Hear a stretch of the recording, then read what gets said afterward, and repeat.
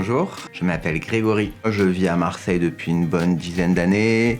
J'aime bien faire la fête, je travaille dans le milieu communautaire et de la santé communautaire. Alors, qu'en serait-il de mes expériences de dépistage en termes d'anecdotes, de choses drôles ou moins drôles d'ailleurs? Dans les choses pas drôles, c'est... Alors j'ai vite compris au cours de ma vie sexuelle, homosexuelle, que le dépistage était une chose importante et je pense que l'importance du dépistage s'est avérée de plus en plus évidente au fur et à mesure du temps que j'ai compris comment ça fonctionnait, de à quel point ça pouvait, moi, me rendre service et rendre service à l'ensemble de ma communauté et au public de manière générale, un petit peu en gros. De manière un peu plus personnelle, je pense qu'on va tomber sur des anecdotes plutôt...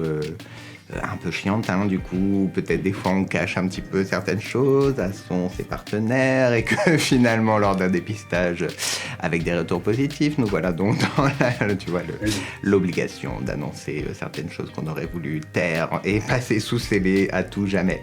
Mais malgré tout ça, c'est une pratique que j'essaie d'avoir de manière régulière dans ma vie, bien évidemment. Je pense qu'il y a un niveau de sensibilisation chez les, qu'on va dire HSH, donc les hommes qui ont des rapports sexuels avec des hommes, qui est la communauté que je fréquente sexuellement le plus souvent. Il y a un niveau de sensibilisation qui est quand même assez élevé parce qu'il y a certaines histoires, notamment l'histoire du VIH, qui a fait que ça a été, ils ont été la cible de plein de campagnes de sensibilisation sur la transmission du VIH, les IST, etc. Donc je pense qu'il y a un beau niveau de connaissance.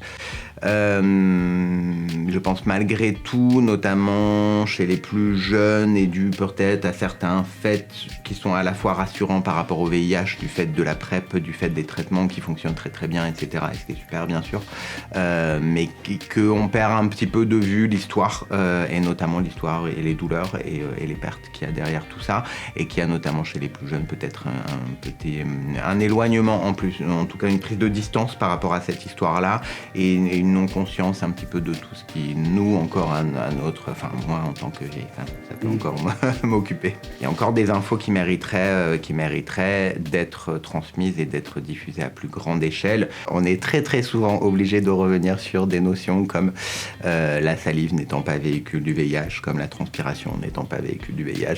Par-dessus tout, le I égale I, donc indétectable intransmissible, qui selon moi est vraiment une info cruciale et révolutionnaire pour tout le monde et pas que pour les personnes séropositives. Il y a des vieilles rumeurs sur les hépatites aussi, notamment l'hépatite C. Peu de gens savent que l'hépatite C se soigne très bien aujourd'hui.